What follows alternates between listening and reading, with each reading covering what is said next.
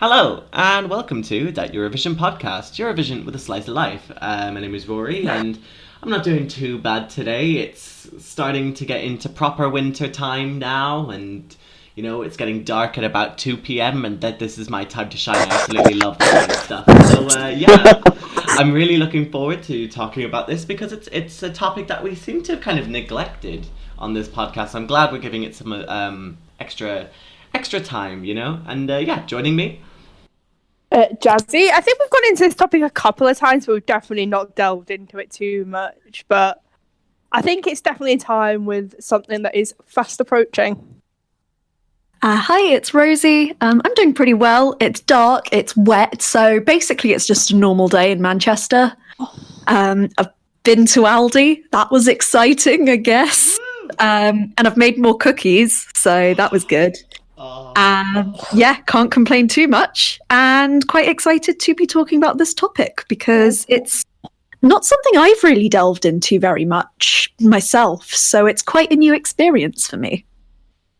Tim here. As Rory said, at the time of recording, winter's really settling in, like really dark, really early, and it doesn't help that our reigning champion Duncan Lawrence has just released his debut album, and Duncan is just good at writing very emotional songs, and I'm literally run out of tissues for the tears.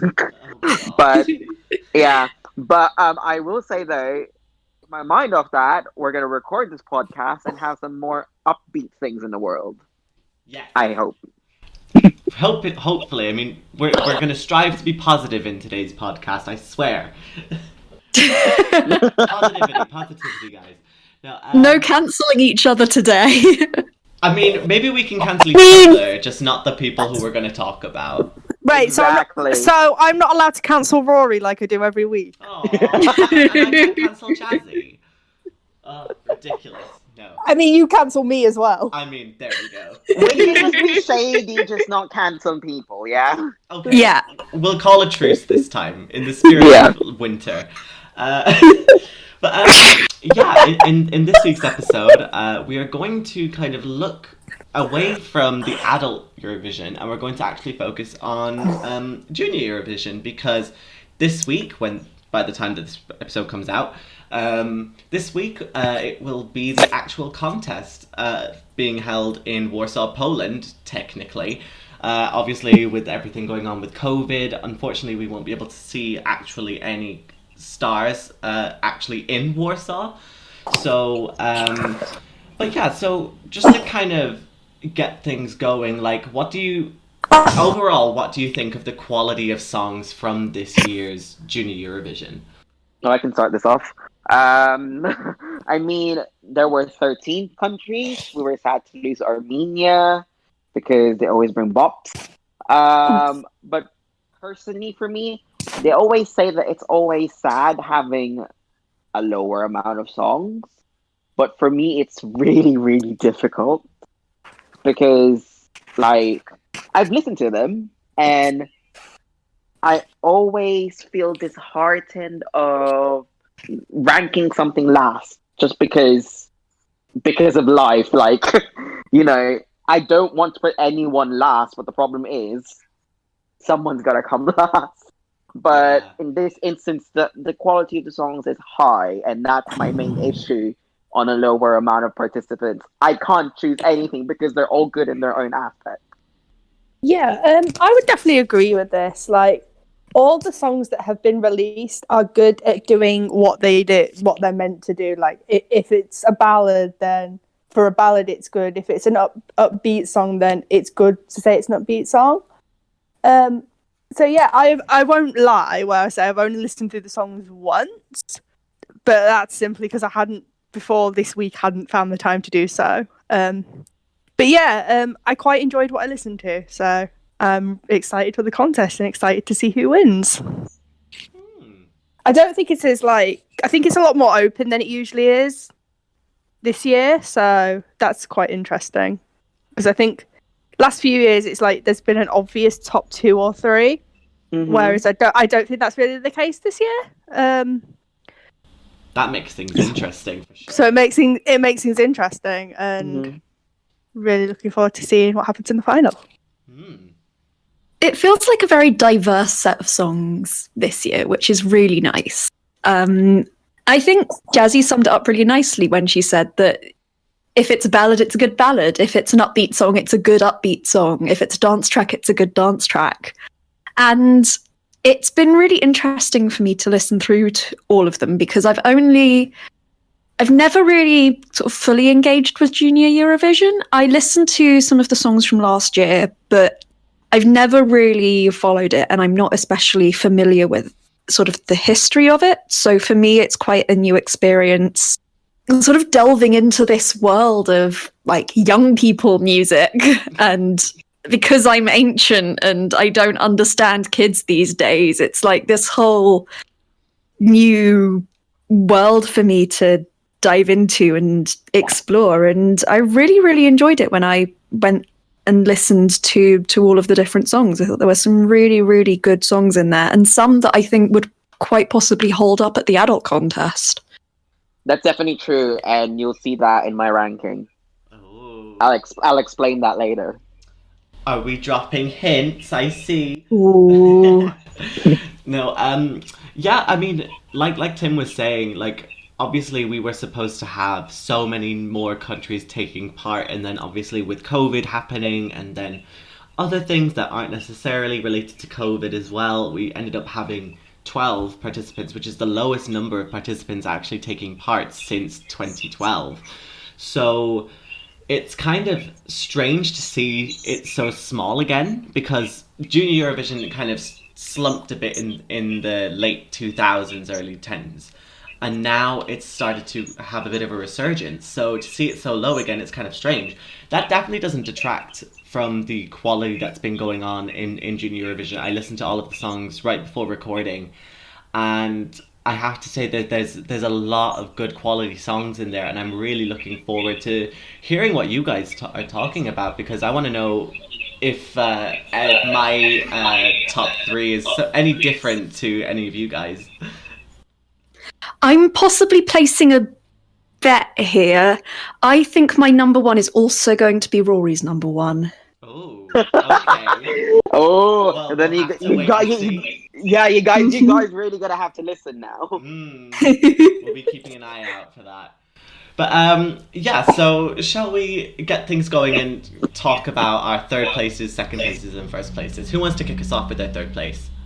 I can kick us off. My third place is Ala Taraz, I'll Be Standing from Poland. I just think this is a really nice ballad, and again, I have only played through the songs once, so this is definitely subject to change, but I just thought this was a really good quality ballad. Obviously, I know they had a national final, so I don't know if there was anything better in the selection, but yeah, I think this will bring another good result for Poland, and it kind of disappoints me in a way, and by what I mean is that Poland do so well in Junior Eurovision, but when it comes to the adult contest, the same level of quality is definitely not there. But it makes me happy at the same time, because like it seems like they put all the effort in for the kids, at least, and like it matters to them that they do well. So it's a little bit of a coin toss for me. I have to say to you, I did watch Zamsanu Success and watch them pick the song. Everyone was gearing it towards Ala tracks, and there was one, but Lena, and it's called You and Me, which I thought was a better choice. But I mean, by sending this choice, it looks like Poland's not afraid of hosting it for a third time in a row. Ooh.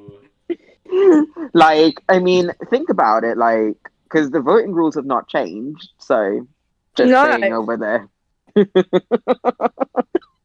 Interesting. I mean, who are we putting a bet on here? I think we might be putting a bet on. Okay, how about this? We're doing our number 1, so at the end, we'll see, out of personal preferences, we can say who we think will win. Okay. Yeah, definitely. So My number 3 is a song that I thought was just really well produced and really good at what it was trying to be.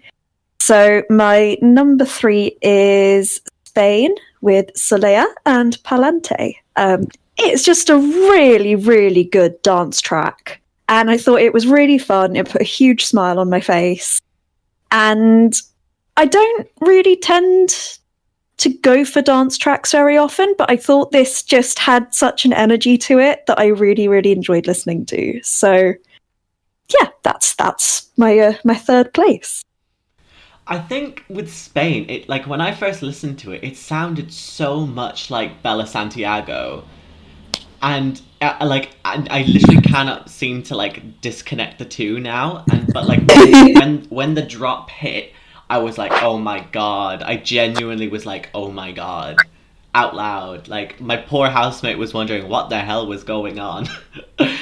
But I think it's such a good song. It's I can see why many people have it tipped to win, but who knows? I mean, there's stiff competition in this year, so Yeah.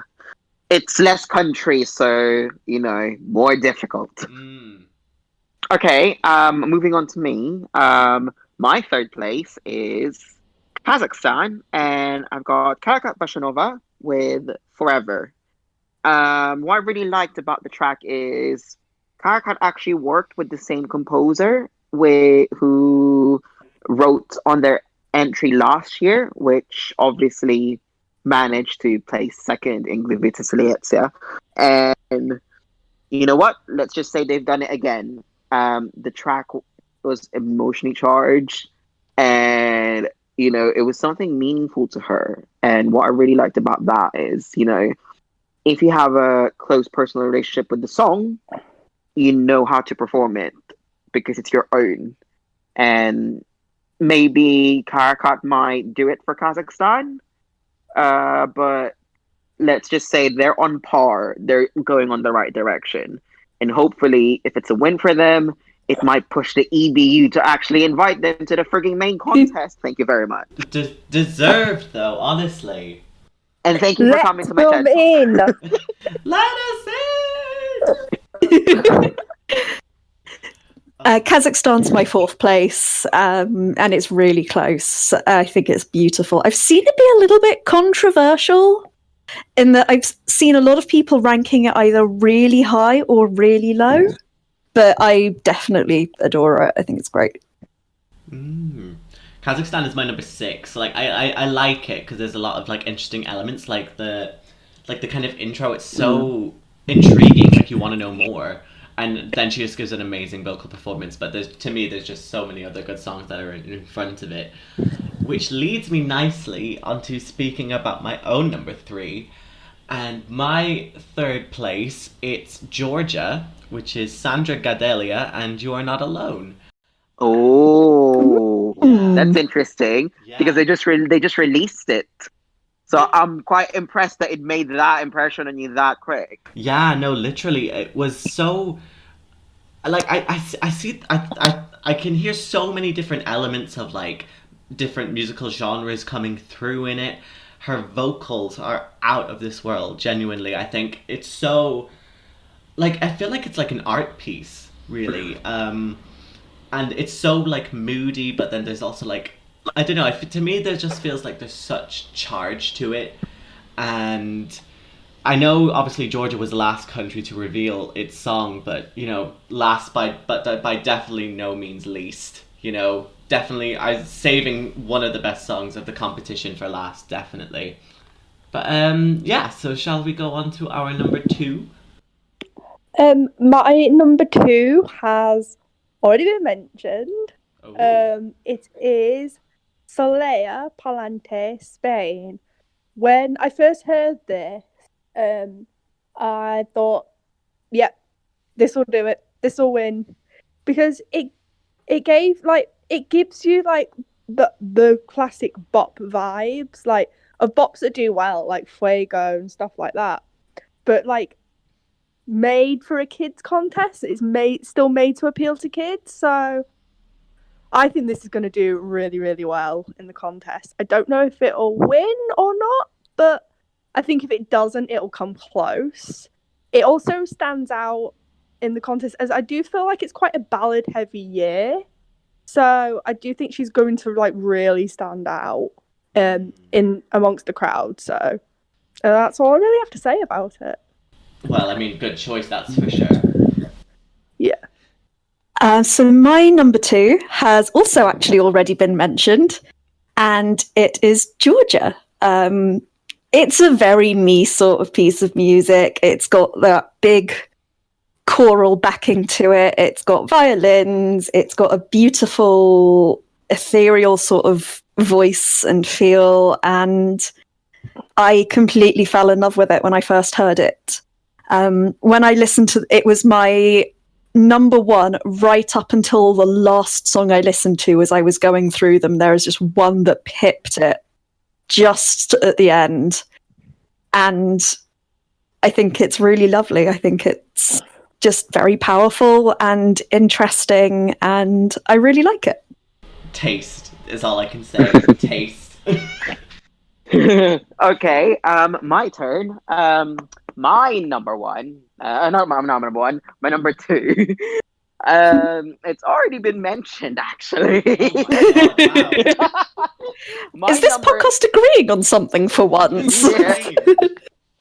Okay, my runner-up for this year is Solea and Palante. I agree with everyone at the pop. The only thing that's stopping me putting it as my first place is I'm a bit worried about the live vocals. Because obviously it's such an energetic song. You know how kind of like with Fuego, like because of like the way it's produced and it's such a high energy. So obviously high energy song equals high energy choreography. It's trying to find a balance of between the two, so you're able to dance, you're able to sing it flawlessly. That was my only main concern, but I'm going to say this right now. I would like to be proven wrong on the 29th of November. I am more than happy to be corrected, because I did have this as my number 1 earlier on, but then as time went on, obviously we now have the full picture and it kind of slipped just a tiny bit. So I would like to be proven wrong. I think it's definitely in contention for the win. I mean, with the amount of fan hype that's been going around for it, I can't see it not getting at least top 5. Also, for the record, Spain is my number 4, by the way, so we all pretty much have it within our top 5, which is kind of crazy because that means we actually agree on something. This is so weird. No, my number 2, we are going to go for a song that hasn't been mentioned yet, so diverging a little bit, and it is Belarus with Arina Petereva and... Right, okay. So, again, I hadn't really listened to any of the songs from Junior Eurovision right up until right before we started to record this podcast. But I had seen on Twitter there was a lot of ripples going around, that this girl was actually really good and that could actually stand a chance of winning. So I wouldn't say that I was going in with a bit of a prejudice, but she delivered regardless. I mean, this song is so good. It's so ethereal, it's so dark, it's so moody, and she does such a great way of like conveying that with her voice. This would pretty much be something that I would love to see actually in the adult contest. If Belarus was able to kind of send songs like this in the adult contest, then I think Belarus's chances of actually winning the contest would actually go up by tenfold. I don't know. I think come the 29th of November, I think it's going to be a really interesting performance. It lends itself to really big staging, so I'm really looking forward to seeing what Belarus are going to pull out. I really love the song as well. It's my 6th place, so still pretty high up in my ranking, and that sort of darkness and that moodiness is so different to almost anything else that's in the contest this year, and I feel like there is this sort of misconception that kids have to sing fun, happy, upbeat, or sort of music, and I think this is the sort of perfect counterpoint to that. So we're going to the first places. Yes, we are. Although I feel like Rory and Rosie have just taken the words out of my mouth. Oh. My first place is Belarus.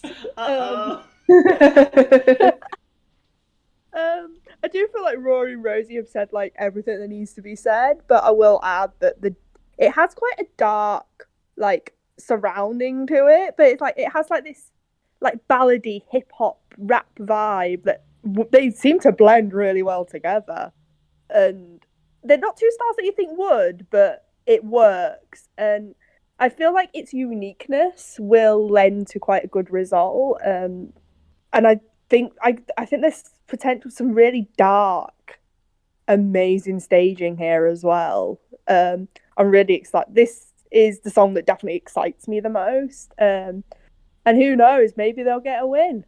But I have to echo what I think Rosie said, that I'd like to see Belarus like bring something like this to the adult contest, because I just feel like it would improve their chances like of being in the final, maybe even getting a top 10 result. And yeah, this is amazing, and I really, really hope it does well on the 29th of November. If it doesn't, I'll be rioting. Oh no, we can't have that. Okay, so my number one is another one that does sort of have that kind of slightly darker vibe. It's a little bit more laid back, and when I first heard it, I thought it was just so cool. Such an interesting voice, and the song was so mature and well produced. And so my number one is Vidkravi from Ukraine. I love Ukraine generally. I always think they send some great stuff to the adult contest, and I feel like that same quality is there in this entry. It's always something that's just a little bit different, that's a little bit standout, that has that sort of interesting cultural element to it, but still feels really well produced, really commercial. And I feel like it just really clicked for me when I heard it, and it's the only one I went back and listened to after I sort of went through and listened to them all. I just wanted to hear it again. Oh, okay. Wow. Well, it's all back to me again. Oh my god, I'm gonna say this. Me and Jazzi have been agreeing, well, mostly in this podcast, because my winner is Belarus as well, with Arena and Aliens. And I will agree with Jazzi that Rosie and Rory have taken the words out of my mouth. Personally, it is my winner. However, my main concern is what Rosie has said about the perception that, kids should be singing upbeat, fun songs. And I'm worried that this is something that might put off audiences.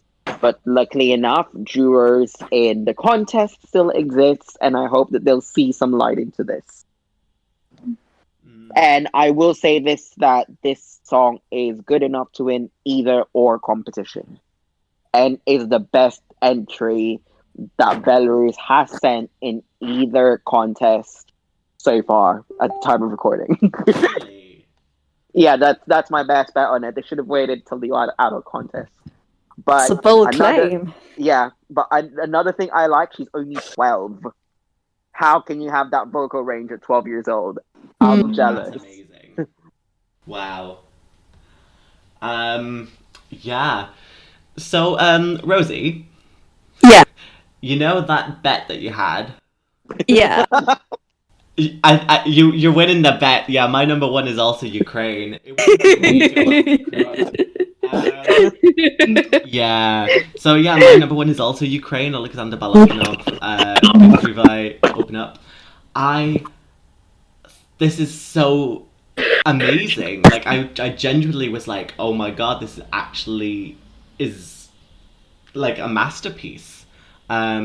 His voice is so interesting, you know, the way he goes up from his falsetto down into like his chest voice. So it's so like, for a second when I first heard the song and when I did it on my first listen, I genuinely thought it was a woman that was singing, and then I heard the transition into the chest voice, and I was like, oh my god, that's absolutely crazy. I really like the style of it. It reminds me so much of Wicked Game by Chris Isaak. If you've never heard of it, you probably have. But it's so sort of dark and moody, and he delivers on that kind of like mature voice that's needed for a song like that, kind of similar to Belarus as well. I genuinely cannot fault this song. There's nothing wrong with it. I just really hope that people on the night can realize how much of an absolute bop it is. And yeah, I'm totally okay to go back to Ukraine next year for Junior Eurovision. I'll buy my tickets now, you know? Hopefully we're allowed to travel again by that point. Keeping our fingers crossed. Okay, now that we've come to the end of it, we've all mentioned our personal winners. Right. Yeah. Putting our personal perspectives out of the window, who's going to be the winner? Who's your prediction? Spain. Spain. I think it could be Spain, but I could see I could potentially be a 2-horse race between Spain and potentially Belarus. Fascinating, because, but I mean, all of us have had either Belarus or Ukraine as our winners, but generally when I've been seeing other people ranking those, they've both been really quite, you either really like them or you really don't vibe with them sort of entries, and I feel like Spain has more of a universal appeal. Most people I see have it sort of mid-table and above, so I could certainly see that playing into its strength. But I think so much of it is going to come down to the staging for a song like Aliens or a song like Vidkravi. It's really going to depend on how they present it and how they deliver the message. And I don't think that's quite so much the case with Palante, because Palante is a great dance track. And so it's a case of just doing that and expressing that fun on stage. And I feel like there's less of a sort of message to it in the same way that there is for the other two. So I think it'll be really interesting to see how that will change things. I think another advantage Spain has, I think it's like one of like 2 or 3 up-tempo songs in the contest. I think the only other one I can think of is the Netherlands, and obviously, and so you got I just France as well. Oh yeah, France as well. I just think that's just going to really play into its strength, because there's a lot of like lower downbeat songs this year, and I think that a happy upbeat vibe, especially in a year like 2020, will really appeal to kids because they need something that's there to make them happy, and I just feel like it's something people will vote for. So yeah, I'm definitely going for Spain, but I do think there is chances for other countries. By like, I do think this is a wide open contest, as I've already said. So yeah, and I'm just really excited. I'm really looking forward to how it's going to play out. Well, I have to point out that at the time of recording, all of the performances for the 2020 Junior Eurovision have already been recorded. So whatever they have done, it's finalized and ready to there's go.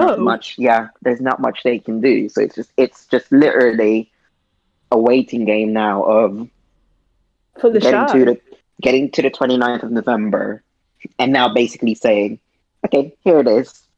Let's get on with it. But I will say this, that the voting will open on the 27th of November. So use your votes wisely. You'll only get 3. Well, 3 until the Sunday, and then it opens again 15 minutes. For 15 minutes after all the songs have been performed. So don't vote, people. The Don't crash the site. 2, use your vote and exercise your right. Yes. Exactly. Because Junior Eurovision is a democracy. It is. It's a proportional democracy. But yeah, so just kind of one last thing before we kind of wrap things up. Junior Eurovision this year has had to adapt to like so many other shows that we know and love, to handle COVID and everything like that. Obviously, with COVID and everything, they cannot travel to Warsaw, so obviously all of the performances have been pre-recorded and everything like that. Do you think that the way that it's going to be structured here will essentially be the way that we will have the adult contest in May, or do you think that maybe certain aspects of Junior Eurovision this year will be carried on? Or do you think, oh, it'll just go back to normal? I think some countries are going to have problems travelling to the Netherlands, and I don't think it'll be necessarily the Netherlands letting them in. It'll be more their own country not letting them leave. Because obviously some countries have stricter rules than others, the travel corridors. I do feel like there are going to be some countries that do perform remotely in 2021, not 2020. But obviously I'm hoping that doesn't happen, but I'm starting to think it will. I feel like the world will be in a better place by Eurovision 2021, or I'm hoping, but I don't think it'll be fully back to normal. I think we need a bit longer. Personally, for me, I'd say that it could happen that it could happen that some countries will be remote. It's potentially right there. We already know that Jazzi has already said that we're watching how Junior Eurovision is going to do this and see if they can take any ideas off them.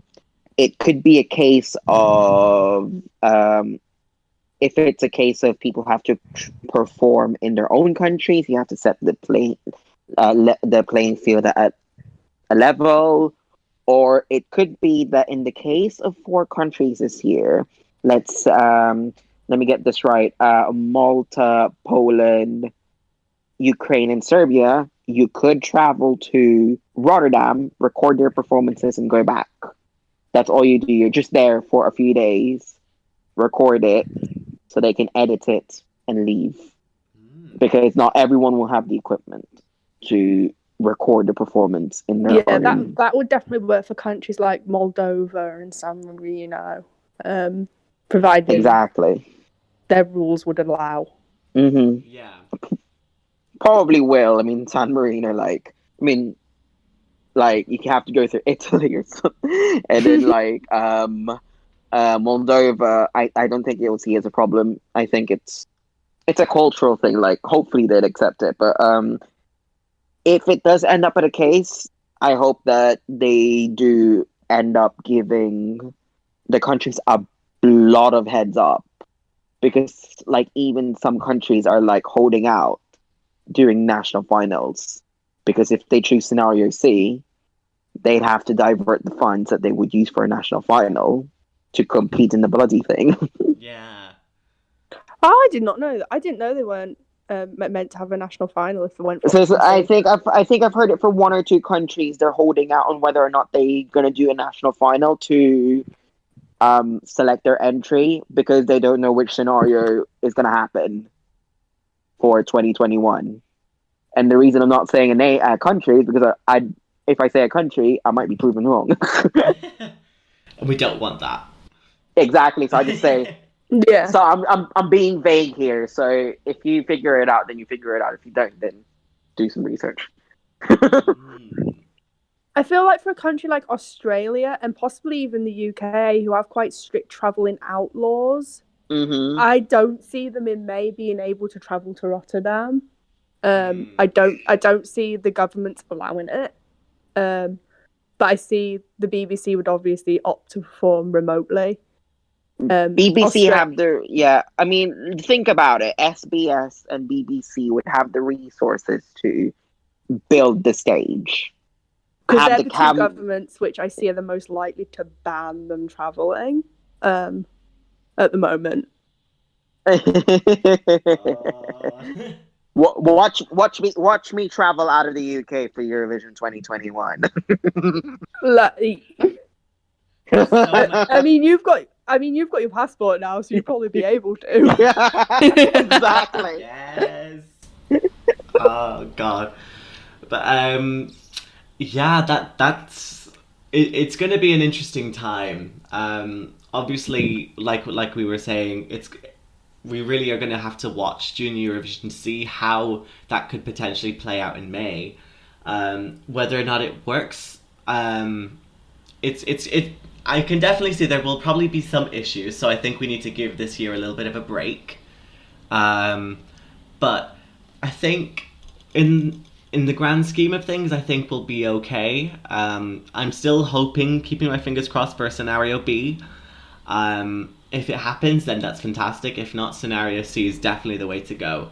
So if you don't understand what scenarios we're talking about, the EBU has set up 4 different scenarios for how Eurovision 2021 is going to be carrying out. Scenario A is like a normal Eurovision. Scenario D is where everything is online and everything is all remote. So, and scenario B and C are kind of different mixes between the two. So who knows how it's going to play out? We'll have to just wait and see. But for the meantime, we'll just have to watch Junior Eurovision, support our favourites, and just get on. And, because that's the whole ethos of Junior Eurovision anyway, just forgetting our differences and just kind of coming together, especially for young people as well. But so do we have any sort of final points just before we start to wrap things up? Never change Junior Eurovision. You are loved, and I hope you never go away. Can we come back, though? Yeah, we were supposed to be represented by Wales, and then they had to withdraw due to COVID. How sad. Oh, same with Ireland, though. There's no Ireland this year, so... Yeah, UK So and good Ireland. last year. Yeah. That's another conversation, because I'm still pissed off about Banshee not reaching the top 10. Or even better. I'm annoyed that Fire didn't actually get any better than 5th. Should have done so much better. Ugh, ridiculous. I think it was 6. Yeah, should have done better. Yeah, oh no. Yeah. Yeah, should have done better. Anyway. But that takes us to the end of this week's episode of that Eurovision podcast. I'd really like to thank Jazzi, Rosie and Tim just for looking at Junior Eurovision, just because, Junior Eurovision does get sidelined a bit by, fans of both the adult and even the junior contest at times. But I think it'll be an interesting time. Keeping our fingers crossed that it all goes smoothly. If not, then we'll have lots to discuss next time. And in the meantime, please do continue to follow us on all of our social media. We're on Facebook, Instagram, and Twitter at That Euro Podcast. We're also on Spotify and Apple Podcasts as well, so please do continue to follow us there as well, so you always get notified for whenever a new episode comes out. In the next couple of weeks, we'll be kind of doing some extra little things, so maybe a couple of country retrospectives, but as we are starting to get into the national final season now, we might start having a few more surprises up our sleeve for you, so stay tuned. And so shall we all say goodbye? Bye bye!